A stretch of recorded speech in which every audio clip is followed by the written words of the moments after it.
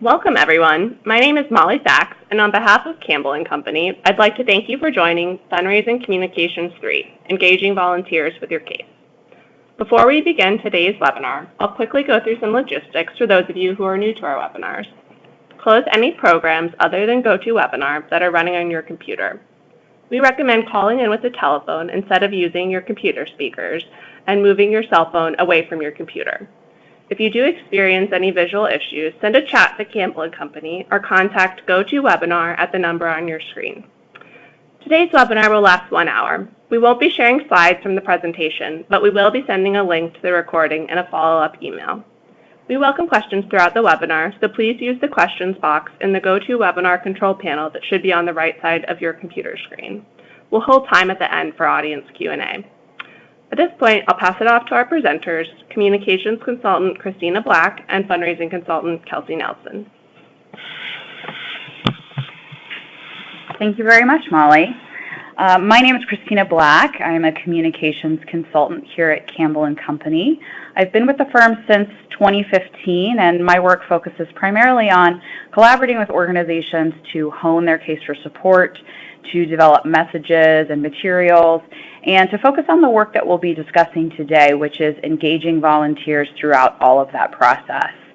Before I came to Campbell & Company, I worked mostly in higher education, teaching writing to college students, as well as working in student affairs. I also have some experience being a volunteer, which certainly influences my work with engaging volunteers at Campbell & Company. My favorite volunteer experience was serving on the associate board for 1 Million Degrees, which is a Chicago area organization that serves community college students. And now I'll pass it off to my colleague, Kelsey Nelson. Great, thanks, Christina. I'm Kelsey. I'm a consultant at Campbell & Company, and I joined the firm in December 2016. In my work here, I work with organizations across the nonprofit sector to provide campaign planning and fundraising counsel. And before coming to Campbell, I held roles in development at the University of Michigan and at the Adler Planetarium here in Chicago. Like Christina, I'm a volunteer as well, and one of my favorite roles outside of work is as Associate Board Fundraising Chair for Girls on the Run Chicago, which is an after-school program that inspires girls to be healthy, confident, and joyful through a running-based curriculum. Great. So before we dive in on today's topics, just wanted to give a quick overview of our webinar series for 2018-2019. There are a lot of facets that we can cover for the case for support, and we really focus in on 5. So the first 2, which have already taken place and can be found on our YouTube channel or on our webpage, the first is defining your case for support, and that's really determining what it is that you're trying to communicate and clarifying your case. The second is on donor messages that resonate, and that really focuses on how to express that case for support. And that goes into depth on how do you boil a case down into very simple messages that everyone can use and remember. As I said, both of those can be accessed through our webpage or through our YouTube channel. Today we are focusing on our third topic, which is engaging volunteers with your case. And if you enjoy any of these topics, we hope you'll also join us for number 4 and 5, the first of which will happen this upcoming May, and that's about fundraising materials that work and which materials you need to produce and really how you can use them with a focus specifically on major donor cultivation. And then lastly, in July, we'll be talking about campaign communications. And what that does is really takes items 1 through 4 and explores how they work within the context of a campaign. So we hope you'll either join us or certainly review those recordings for any of the webinars. For today's session, we're going to be focusing on engaging volunteers in your case, and there are 3 parts to this conversation today. So first is the rationale. Why engage volunteers at all? It certainly is a challenging process, so we'll be talking about why it's important. Secondly, we'll be talking about who to include. Who do we mean when we say volunteers, and how do we involve them in that process? And then lastly, the how talks about effective engagement. We'll really walk you through the case development process and give you some concrete ideas of how to engage volunteers at each stage. And Kelsey is joining me today so that we can really cover each of these topics, not just from a communications perspective, but also from a fundraising strategy perspective. We think this can be a win-win, and we're going to offer you some strategies to make sure that you can do so. All right, so moving into our first subject, why engage volunteers? So just because this is important and just because it's effective doesn't mean it's going to be easy. In fact, it can be quite challenging, and we hear this from our clients all the time. Things like, my volunteers won't ask, or they just don't feel comfortable making the case. Or maybe they're not fully bought in for any variety of reasons. We hear these things often enough that we thought this is something we really should dedicate a webinar discussion to. So why are these obstacles emerging? There can be many reasons. So first and foremost, maybe they haven't made their own gift. We know that's something that can really impede a person's ability to be an ambassador for a variety of reasons, and it's important that they make their own investment before they go out and try to share the case for support, and certainly before they solicit anyone. Maybe they're unclear on exactly what their role is. What is it that you're asking them to do? Perhaps they don't feel comfortable with the content of the case or the materials, or really understand how to use them in practice. Maybe they're really nervous about the questions that they might field and worried that they could be exposed and have folks see that they really maybe don't know all of the details of a certain project or about the campaign. And then lastly, maybe they feel like they need something to leave behind. This is something that we hear a lot. If they don't have that big shiny brochure, maybe they just don't feel comfortable going out to share it, and we need to figure out a way to get them comfortable. So with all of these obstacles, why bother? Maybe it's easier if we just go ahead and share that case ourselves, but we think there's really good reason for why you should engage volunteers in this process. To put it very simply, it's that when volunteers speak, people listen. And you've probably seen this yourself. Maybe you're a staff person and you're saying something, you're making a presentation or giving your very well-developed and well-organized case for the organization or a particular project, but you just feel like you're getting crickets. You're not really getting anywhere with your audience, and it can be a frustrating process. And then one of your board members just gives a very quick, off-the-cuff version, and all of a sudden everyone's standing and applauding, or they just have rapt attention for this person speaking. So maybe that's frustrating, but it's also a fundamental truth of the nonprofit world, and frankly, it's one that you can harness and use as a tool to really great effect, and that's why we think it's important to engage volunteers. There are a few reasons why this might happen. First and foremost, they are not paid to say it. Your volunteer can advocate for the organization in a way that a staff person simply can't, because they are there of their own volition, giving their time and energy freely. And so that engenders a lot of trust with your audience and makes people really perk up and listen to what they have to say. Also, we listen to people who we view as successful, and board members very frequently are, and that can really lend a sense of credibility to them with the audience. They may also have personal relationships with the audience. In fact, this is often one of the reasons why we want to engage board members in this process, is they're serving as kind of door openers, so that existing relationship creates that trust and rapport, or relies on that trust and rapport. And then lastly, this is sometimes difficult to face, but sometimes their version is just better because they may have a more kind of personal connection or a very deeply held passion for the cause.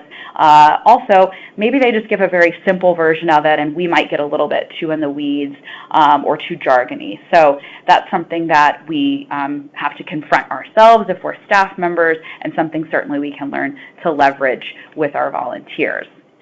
So I am going to now pass this over to Kelsey, who is going to help us to understand a little bit better how this all connects to fundraising strategy. Great. Thank you, Christina. So engaging volunteers with your case isn't just good from a communications perspective. It's also a great way to cultivate those volunteers for future gifts. We often use a giving pyramid, such as the one on this slide, to demonstrate how a donor's relationship with an organization can grow, from the point of entry to the first gift to larger and larger gifts over a span of multiple years. Fundraising is built on relationships, and relationships take time. When we think about how we can move people up this pyramid, 3 key elements are necessary: education, involvement, and personal solicitation, or face-to-face asks. So 2 of those, education and involvement, are directly linked to asking volunteers to engage with your case. In doing so, they'll learn more about your organization, and they'll also feel more involved in the work you're doing if they're being asked to share it with others. When we think about why people give, we recognize that a gift is largely about the donor's emotional connection to your organization. People give because it brings them personal satisfaction and because they believe it will make a difference. In other words, they're emotionally invested. So it follows that making your organization a top priority for your donors often rests on your ability to create a partnership with them. Another thing that motivates donors to give is consistency. People like to be consistent with the things they have previously said or done.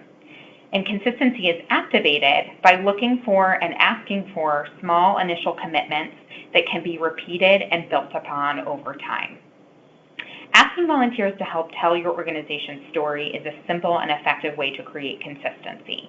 It's a straightforward, low-risk request, and the more volunteers do it, the more they'll feel like not just participants in your work, but owners. And that's really the goal, helping them achieve ownership in your case and your organization.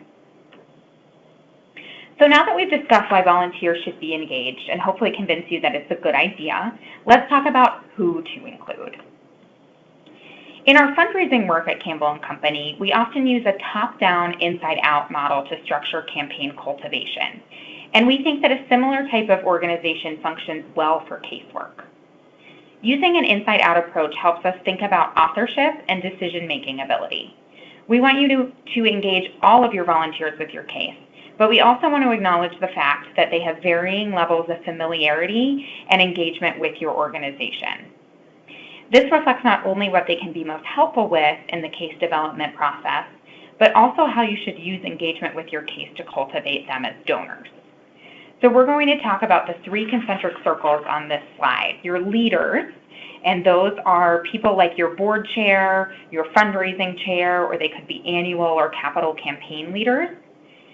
Your ambassadors, so these are your governing board members, your development committee or fundraising volunteers. And then finally, your supporters, and those are people like auxiliary board members or perhaps highly active program volunteers. So let's start with leaders. These are volunteers for your organization who have personal relationships and regular interaction with your staff leaders. They often have fiduciary responsibilities, and they also have a certain amount of decision-making power. So they already feel like owners to a certain degree. How do we cultivate them through case engagement? Well, your volunteer leaders are very often also going to be your lead donors, whether we're talking about annual fundraising or a campaign. So one of the reasons we want to get them involved as early as possible is to ensure they have the first pick at funding opportunity.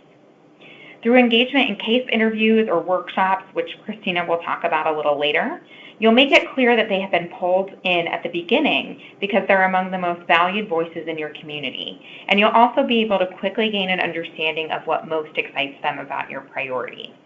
So the more you can speak to them about your vision, the sooner they will be ready to be asked for a leadership gift. Your ambassadors are your volunteers who really serve as your voice within the community. They're the ones amplifying the messages you create and adapting them for different settings and audiences. They're often your way in, so they're the people who can get you past gatekeepers and facilitate the beginning of a relationship with a new supporter. Part of your ambassador's job is to lead by example. They've taken on this leadership role, so hopefully they fully expect to be helping you ask others to support your organization. And getting them familiar with the case early on means they can start partnering with you on outreach to other top donor prospects right away. Because it's much easier to ask others for money when you can reference your own commitment, this involvement will encourage them to invest early. And you can point out to them, as you're helping them wrap their arms around your case and put their own spin on it, that it's much easier to make a compelling argument for involvement in the organization when they are already committed and can ask others to join them. They become social proof that it's a wise investment. So finally, your supporters really are your workhorses. They could be program volunteers who, because of the sheer amount of time they spend at your organization, become insiders, Or they could be auxiliary board members, for example, a young professionals group focused on engaging the next generation, a women's board that primarily focuses on an annual fundraising event, et cetera, et cetera. Many of these volunteers are also supporting your organization financially, and they're probably prospects for upgraded giving in the future. So again, we want to engage them with the case to get the word out, but also to increase their own emotional ties to our organization. Even if they're not involved in case development, you want to show your supporters your case materials as soon as possible so they feel like true insiders. You want them to feel like they know exactly what the quote-unquote big board does.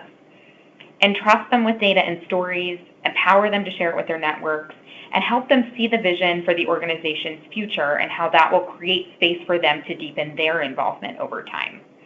So the goal here is really that your supporters can imagine themselves as future ambassadors and as future leaders. And you want to help them visualize a pathway to moving closer to a point where they become a decision maker. And doing this will increase their appetite to make a stretch financial commitment as well. Great. So now that we've talked about the who, I'll turn it back over to Christina to tell us about how we can engage volunteers effectively. Great. Thank you, Kelsey. So first and foremost, it's important that we get very clear about expectations and what we actually need volunteers to do. So what we don't need volunteers to do is to deliver some complicated, detailed case, have a memorized case statement that they can just off the cuff recite. We do not need all of our volunteers to be making the ask. Certainly some will, some should, and that's fantastic. But we want to be very clear with our volunteers who do not need to make the ask so that we can really lower the pressure. We want them to understand that we're not asking for too tall an order here. That's ultimately something that is not helpful for organizations if it's just going to end up scaring volunteers away from case-related or fundraising activities. So you want to be clear about those expectations and clear about what you're not expecting them to do. So what do they need to do? Well, we have some ideas for you at each stage of the case development process. And what we're going to do is walk you through that process from beginning to end and give you ideas for how you can engage volunteers at each of those stages. This starts with generating ideas for your case for support. After that, you may have some drafts to review, and you can certainly have volunteers weigh in at that stage. And then once those materials are complete and folks are ready to get out the doors, you really need to help folks understand and learn the ropes so that they feel comfortable and confident doing so. So our goal here is to build on some of those principles that Kelsey just shared. We want to make smaller, manageable asks that volunteers will get excited about instead of intimidated about. We want to create that sense of consistency by involving them along the path. And we want to generate participation by volunteers that is actually useful to the organization. So in other words, we don't want to get involved in writing by committee. We want it to be a win-win. We want it to be something that builds volunteer engagement, but that also generates really great content and a really great case for the organization. So starting with this idea of brainstorming, generating ideas. Sometimes we have this sense that we need volunteers to be quote-unquote on message, and the implication is that we create the message as the organization and they just need to get in line with it. And in theory, I suppose that this can work, but we find that it's much more effective if you actually engage volunteers in the process of creating the case and message from the outset. If you want them to own the case, you really have to help them build it. And actually, every single client project that our communications team takes on follows this approach. Whether we're doing campaign materials, whether we're engaged in a planning study, branding or visioning exercises, we make sure that volunteer engagement is baked in at every single step. They're simply not going to use it unless they feel ownership. They have to feel their words in it, their ideas in it. They have to see their fingerprints on it, so you simply have to build it together. So where do you start this process? We like to start by asking some very simple questions of our volunteers. So you're not going to ask them about page 56 of the strategic plan or the third funding priority. You're really going to ask some basic, almost warm-up or icebreaker type questions that they're going to feel comfortable responding to. So for example, why are you involved with our organization? How do you describe our organization to your friends or family? What kinds of stories or examples do you share?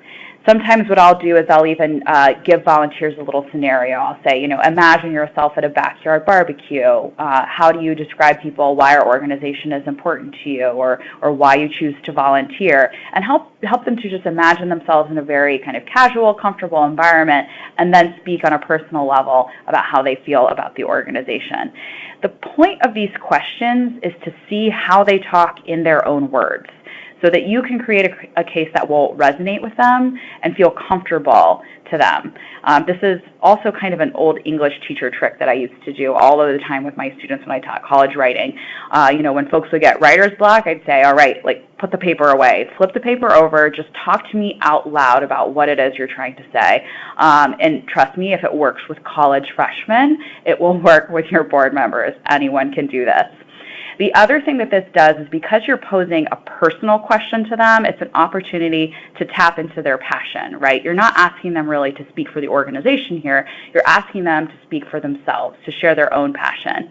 As a result, you can generate some really, truly compelling material. I can't tell you how many interviews where I've been in where I've asked someone just a very basic tell me your story type of question and got something that's just really, truly moving and compelling. So this is an excellent exercise to use with your volunteers. So how do you do this at the various levels? It's this kind of inside-out strategy. And what is the setting or the mechanism that you can use to gather these ideas?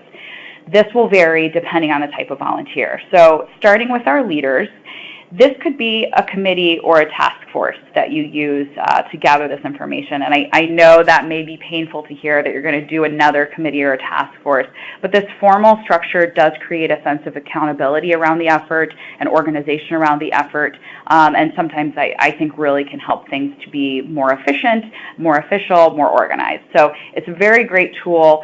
Also, if, for example, you're going into a campaign and maybe you have a volunteer or a board member who you might be grooming for campaign leadership, sometimes this case development process can be a good early way to kind of get them on board and have them feeling engaged, so that maybe they'll accept one of those more intense leadership roles.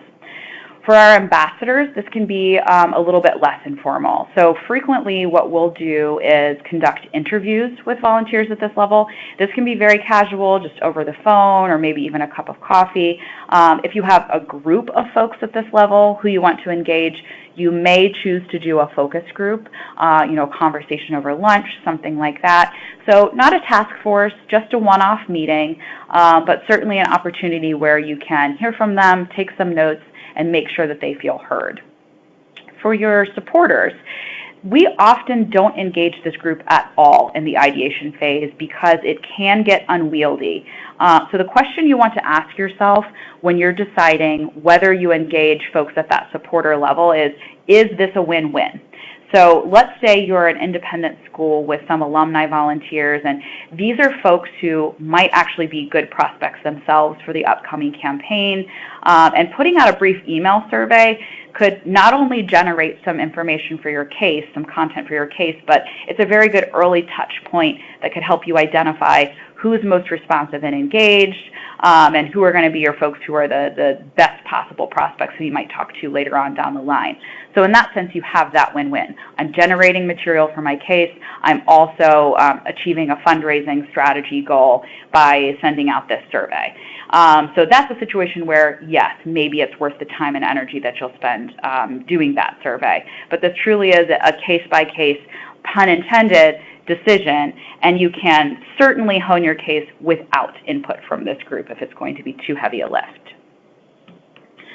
Okay, so once you move beyond that ideation phase and you're going into drafting, this is the part of the process where decisions get made. This is where ideas turn into concepts and the case really starts to take shape. This is a tremendously important step. And you really have to guide your volunteers on their involvement so that you're achieving that sweet spot, that balance of engaging and meaningful for your volunteers, but also productive for the organization and moving you toward that final goal of having a really effective case for support. So the overarching goal that you want to keep in mind at this stage is that you are seeking consensus, not unanimity.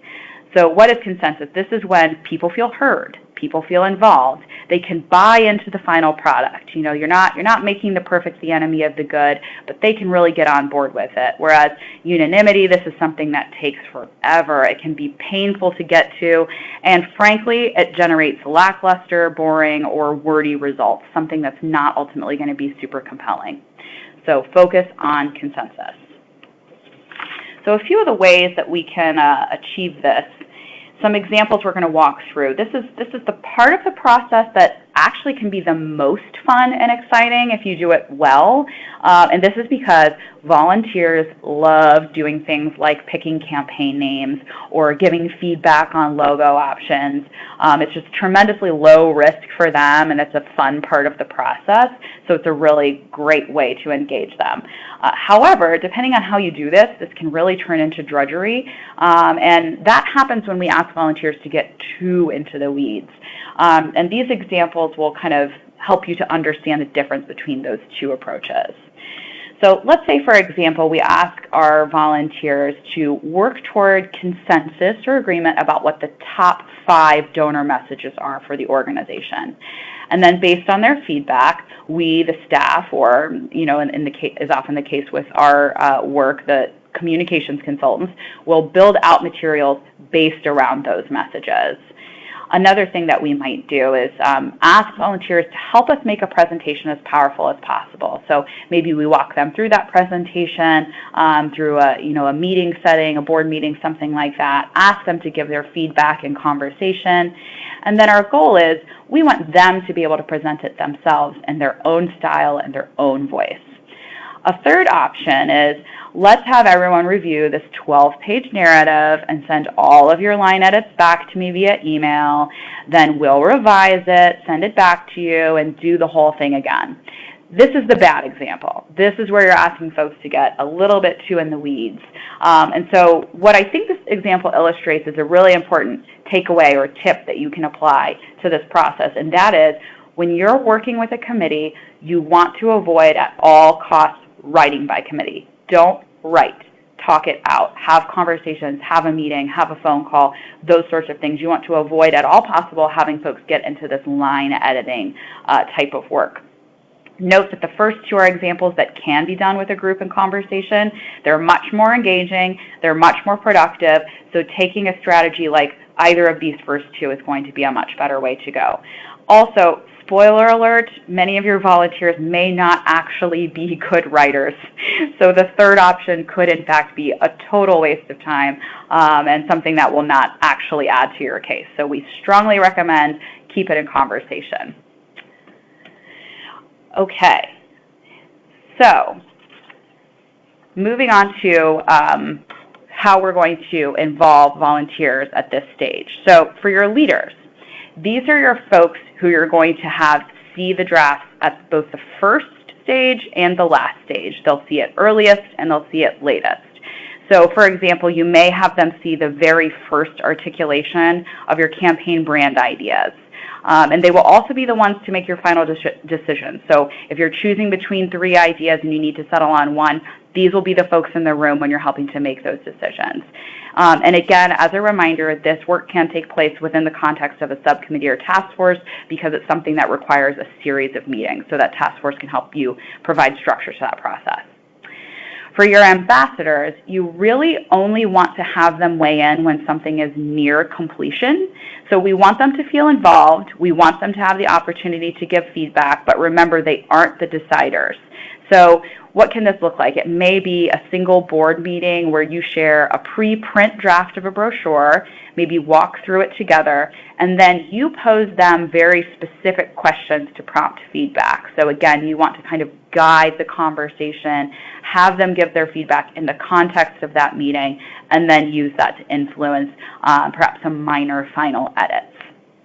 for your supporters, we would strongly recommend that they not be involved at all in the stage. This is really where you could get into the too many cooks dynamic, and you are not likely to achieve that win-win that we described before by striving to involve the group at this stage.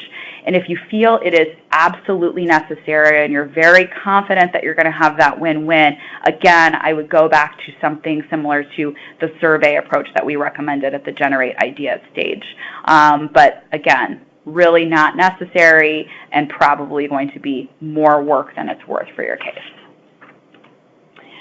Okay, so you're done with your case for support. You have your pretty brochure. Your slide deck is awesome and ready to go. So you're done, right?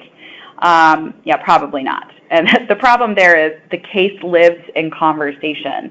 So you need to make sure that your volunteers are ready to use it, are ready to go out and share that message. If your case or your materials are staying on the shelf, or if they're gathering dust on the coffee table, or worst case scenario, they're finding their way to the circular file, then you did all of this for absolutely no reason. That's why we think training and coaching is absolutely critical and why we, again, bake it into all of our projects. The good news is a little practice goes a very long way. So you're not talking about something that's going to be a heavy lift. You're talking about something that's an opportunity for engagement and a great way to have folks excited to get out there and share the message. A few different strategies that we can use. One of the first is to revisit this idea of asking them to tell a story. And most importantly, showing them how they can connect their story to your message or to your materials. So here are a few examples of how that could work. Let's say, for example, you're a conservation organization. Maybe you ask them to describe the place where they first discovered their love of nature. Or if you're trying to raise money for a theater endowment, talk about the production that really blew your socks off. What caused you to become super passionate about theater, maybe even this theater in particular. You're seeking faculty support for an independent school or a college or university. Talk to me about the teacher who changed your life. Why are you passionate about supporting our faculty, and why is that critical to you? This is really about coming full circle. So, even if they were in that room before when you were first asking them to share their story about, passion for your organization or their excitement for your campaign, you're helping them to see this connection, right? To understand that their personal story really is the story of the organization, is the story of the campaign. It builds ownership, it builds confidence and excitement, and it also can help participants to feel heard, to feel important, and to understand how their story helped to build the case. I love doing this exercise with clients when we have the case complete, because I can see how volunteers have what I refer to as the Oprah aha moment, where they realize that they already know the case because their story is the case. That's a really, really magical moment where they can feel super confident and ready to go out and excited to do so. This can also be a way to get over the elevator pitch hurdle. This is something that we see a lot with clients. I can't tell you how many times I've heard volunteers say, I need an elevator pitch, and I can't go out and talk about the campaign until I get that elevator pitch. And sometimes they do, but sometimes their concept of an elevator pitch may be overly formal, or they're just very intimidated about that process, when really, usually all they need to be able to do is tell their story. So when we have clients or volunteers ask us for this elevator pitch, frequently we will do this as a kind of beginning to that exercise to help them understand that they can do this and that their story is the elevator pitch. So next is thinking through our materials. The thing you need to help your volunteers do relative to case materials is to see them as their toolbox, because these materials actually don't speak for themselves. We have to use them in very specific ways to support the donor engagement process. So let's take, for example, a cheat sheet or an FAQ document, or sometimes we might even develop a note card or a pocket card that volunteers can use to kind of sum up the case for support. We help them to understand that this is, in many cases, not even a donor-facing piece, but rather something that's for easy reference to help them prepare at any time. Very different from something like a presentation deck or flip book, which is designed to be used in a more formal setting, certainly donor-facing, and used to help them guide a donor through that conversation. Print materials. If I have the big, beautiful brochure, it's probably not something I'm going to awkwardly read to a prospect during a meeting. Rather, we want to help them understand that maybe there's a spread or two that we'll point to during the conversation, but we're going to use that as a leave behind so that the prospect has time to read in greater depth about the organization or about the fundraising effort. The other option might be something like video. This could be shared via link. It could be something that's shared at an event, a hosted dinner, something of that nature. And it's typically used to deliver the more emotional side of the case. And this is something where volunteers may not feel comfortable speaking in an emotional register, especially extemporaneously. So if we want to give them a tool that they can use to really share that emotionally evocative side of the case without putting them in an awkward spot. So we want to walk them through each of these and help them see them as tools and help them understand how they would apply these tools in a given communication scenario.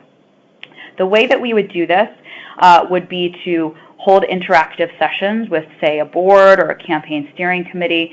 And oftentimes this would involve doing something like role-playing or practicing with each item so that they can get a first-hand feel for how the different materials work in action. We might do breakouts. We might have volunteers, for example, maybe a campaign chair volunteer to model their approach for the group, or this could be something like a discussion prompt where maybe we show a video and then pose a question to the group about how they might use it in practice or to brainstorm ideas of scenarios in which it might be useful. One thing that I will say is that I encounter clients often who are worried about doing role-playing with volunteers or practice with volunteers. I think sometimes we have this image in our head of role-playing being either awkward or juvenile, something along those lines. But I promise you may have 30 seconds of awkwardness at the outset, but practice makes perfect. And I would encourage you to not be afraid to have opportunities for hands-on practice for your volunteers. So finally, we have preparation for meetings. And it's really, really critical that you take time before donor meetings to help your volunteers understand their role for the donor conversation.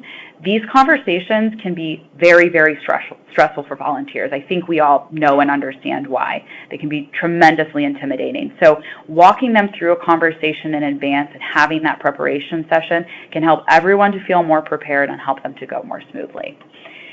So the way that we would recommend you do this is to do really a beginning to end run through and understand who is doing what, maybe even, again, going back to that sort of role play idea so that folks feel comfortable and prepared. The dynamic of these conversations can be very different from scenario to scenario, so you want to make sure that everyone, including your staff, is on the same page about who will do what.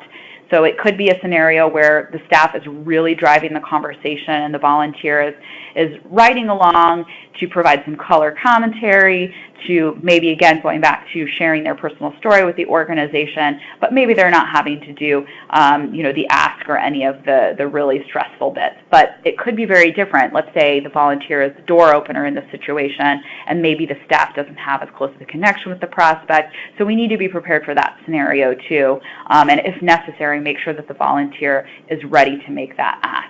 You need to decide all of these in advance and have a conversation to prepare before you go into that meeting. It's tremendously critical, including deciding about how you'll use your materials. So those are 3 different ways that we could train or coach our volunteers. And again, going back to this concept of insight out, it really will vary depending on who your volunteer is and what their role is with the organization. For your leaders, without a question, these are the folks who will need the most coaching and prep, and that could include the sort of one-on-one prep conversations that we just described. For your ambassadors, this is going to be much easier and will probably take much less time and energy on your part to get them comfortable. The goal is to focus on your messages and your materials.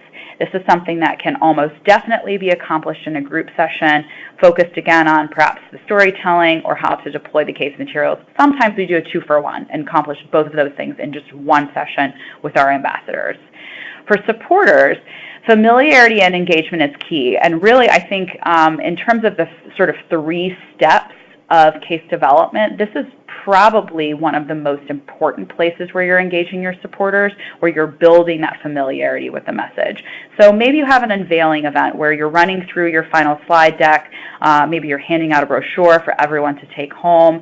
This could happen at an auxiliary board meeting or even a targeted event for volunteers who are highly active. So let's say, for example, you're a food bank and you have your group of volunteers who are in there, weekly or at least once a month, and this is your opportunity to really engage them and help them to feel appreciated as well as aware of their messages. So not only is this something that supports you in your effort to have an effective case and have your volunteers effectively share that case, but this is a great opportunity for cultivation and stewardship. You're helping your supporters to feel special. You're also helping to get them on message. So again, it's a win-win. All right, so we have just run through a lot of different strategies, a lot of different ideas, but we know there are many other challenges and opportunities to navigate with this process. So we are now going to pause and take a moment to see if we have any questions. Thanks, Christina and Kelsey. We do have some audience questions. Our first one, would you recommend an external organization conduct a board retreat outlining the board's responsibilities, which would include fundraising and introduction to potential donors? Yeah, I think that's a great question. Obviously, we're a little biased because this is what we do for a living, and certainly it's possible to plan a really thoughtful retreat in-house and facilitate that yourselves. But I do think there is great value, especially at the onset of a visioning process or even a campaign, to bring in an outside partner and come in with their expertise and really their neutrality to sort of get everybody on board. It can help to point to somebody outside of your organization and have them really represent best practices. I also like that you asked about, talking about fundraising responsibilities. I think what Christina and I have tried to impress upon you all over the past 45 minutes is that, we see fundraising, planning, and casework as incredibly intertwined. And the more that you can lay out fundraising strategy at the same time as you're involving your volunteers in your case conversations, the better they will have an understanding of why they're being asked to share a case and who they're being asked to share it with. So the more transparent you can be about the organization's objectives and goals, the more that they will feel that ownership that they need to be effective ambassadors for you. Yeah, absolutely. Yeah, and from a communications perspective, I think there's two important things to remember about this particular question. I used to have a boss who had this phrase she said all the time, that it's hard to be a prophet in your own land. And I find that to be tremendously true from a case development perspective. Oftentimes, staff members will struggle to engage volunteers in this process, just in part because of, whatever the relationship dynamics may be, and having that external partner come in can really help facilitate things and move things along in an efficient way. The other thing that I'll refer to is a point that I made at the beginning of the webinar, which is that sometimes your volunteers just present your case in a more effective way, and that is frequently because they bring a little bit more of a beginner's or an outsider's mindset to that, in the same way that an external partner would. Sometimes staff can be very, very in the weeds because they're working the work on the ground every day, and it can be very difficult for them to get the critical distance that they need to really articulate what is special, what is unique, or in a visioning process, what is possible for the organization. So having that external perspective can just be tremendously valuable, and I do typically recommend that organizations do it if at all possible. Wonderful, thank you. Our next question, how do we make sure volunteers aren't just delivering elevator pitches or speeches, but that they're actually creating conversations around the case? Yeah, thank you, Molly. So I think, again, this goes back to being really clear about your objectives for your volunteers and why you're asking them to share your message. again, with your leaders and your folks who are going out and engaging people one-on-one, especially people who you hope will be some of your top donors, that pre-meeting brief with them to sort of set an outline and even create talking points can be great, because it can be really tempting. I know I've been in this situation before where I get so excited about my involvement with an organization that I spend 20 minutes talking about why I'm involved and where the organization is headed, and then all of my time is up and I realize I haven't learned anything about the person that I'm speaking with. So I think it helps to be very clear that, especially at the onset of a campaign or when you have a milestone coming up in an organization's history that you want to talk to people about, we want to be collecting feedback. That is the most valuable thing from a fundraising perspective that we can get from our volunteers. So we ask them to go out, to have meetings, to speak at events, to be informally engaging with folks about your organization. And we hope that after those conversations, they'll come back and they'll say, I met with so-and-so, I talked to them a little bit about our vision, and they seemed really interested in this one priority. Or I learned something about their family history or their other philanthropic involvement that makes me think, we could give them more information about this specific program, and they might be interested in funding it or in helping out in some other capacity. So being very clear about objectives, and then also modeling this, to go back to what Christina was recommending, in role play, in any type of scenario discussions that you can have with your volunteers in a group setting, so that they have the ability to practice. And I think, if they are in the beginning tempted to have that sort of one-sided conversation that feels more like a speech, they'll recognize it very quickly. They'll get to the end at the first time they practice it, or the first time they go out for this meeting, and they'll realize that it wasn't really a two-way conversation. Mm-hmm. Yeah, the other thing that I'll note is being very clear with your volunteers that you really are wanting them to listen to the prospect more than you are expecting them to go out and recite a case for support, is also, in addition to being obviously the more effective fundraising strategy, it also lowers pressure on the volunteer.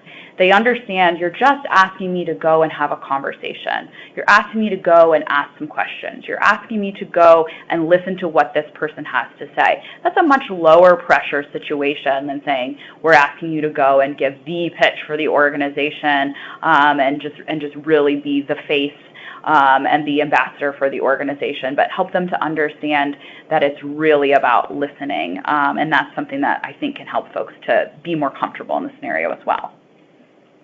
Great. Next question. Would it make sense, and would it maybe be more useful, to take this approach to develop the campaign brand and marketing materials? Yes, that's an excellent question, and this is the process that we would use to develop the campaign brand and marketing materials. So this process that we have just described is kind of ideation, then going into drafting and going into training. It's something that you could use for an organizational case for support. It's something that we've used during, say, rebranding processes, and it is definitely something that we use very frequently around campaigns. So as we mentioned, I think in the second stage of the drafting process, that committee or task force that you use for case development, oftentimes what we do is try to pull that together on almost a more ad hoc basis, where maybe we have 2, 3, or 4 people who we're looking at as possible co-chairs, who we're looking at as possible lead donors, and this case development process is really our chance to involve them early in that process. But yes, you're absolutely spot on. This is how we typically approach campaign brand development, as well as development of collateral. How do we prevent volunteers from disseminating information about the organization or a campaign that isn't meant to be shared externally? Yeah, great question. So we see this a lot when we talk about capital projects, especially those in the context of a campaign where there is some type of internal threshold, an internal fundraising threshold, or a point of time, at which we are going to have our plans figured out. And before that, we don't want to be out in the community sharing our building plans with the whole wide world. It can be really difficult if you are asking volunteers to get engaged early to help you build the case and come up with the brand, to not have them going out and talking about their excitement for this project. So I think, again, to go back to this idea of being clear with them about the objectives of communication and the objectives of their particular meetings and what they're sharing at events and in small group settings, that's really important.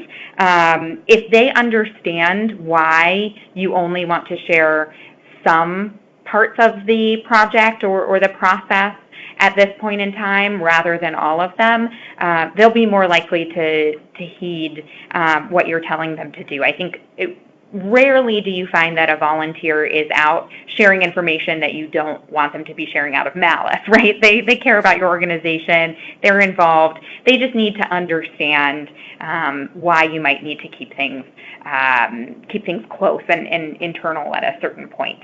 And then again, we can just ask them to listen more at the beginning. I think being open with them about how long it often takes to engage top prospects and how we want to have multiple conversations with somebody and present in the end a funding opportunity that is super aligned to their personal passion.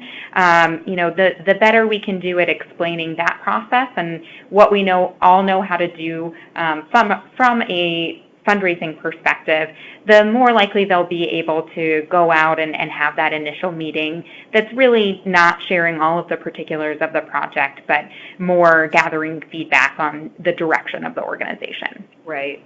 What I often do with volunteers is try to help them understand sort of the difference between the vision and the difference between the project, right? So there are the details that we don't want them to go out and share, but there's lots that we do want them to share. So help them to focus on what can I talk about, what should I talk about, as opposed to being intimidated or nervous about some of the details that we're trying to keep under wraps. Great, thank you.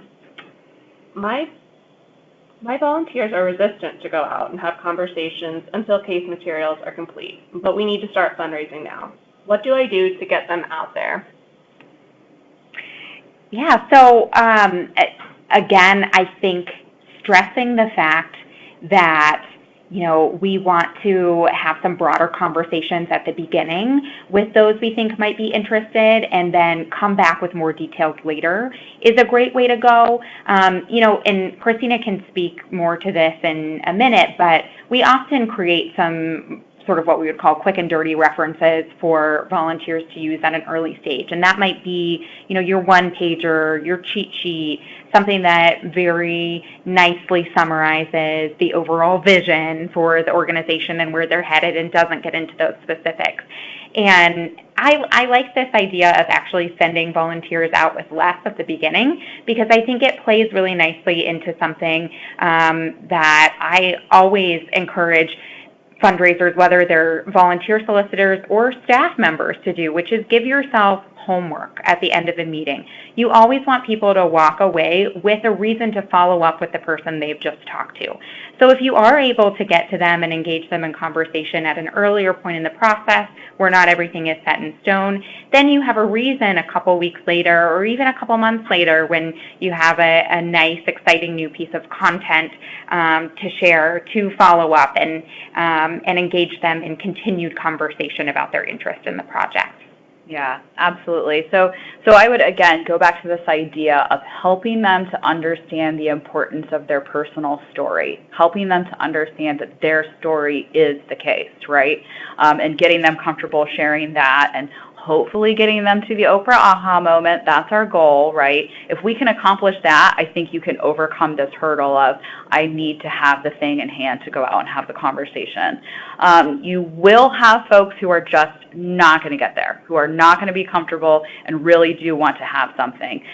In those cases, I think you want to do your best to help your volunteers to understand that kind of inside-out approach from the prospect perspective, which is early conversations, especially when you're in the context of a campaign, are going to be held with the folks who are your insiders, those who are closest to the organization already, those who are most involved and already have probably a pretty good understanding of where the organization is heading.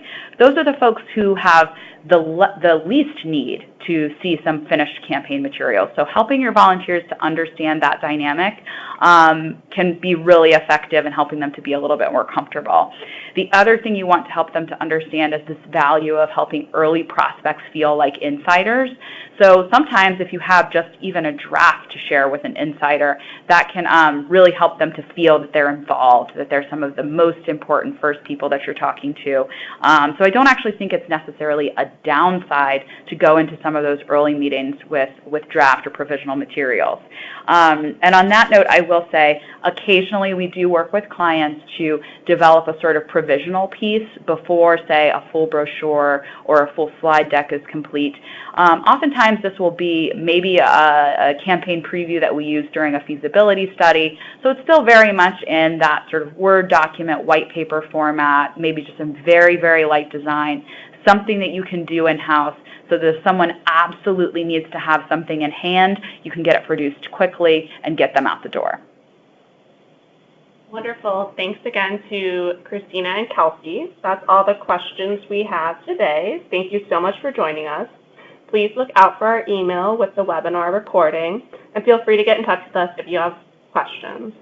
We also encourage you to sign up for future Campbell & Company webinars.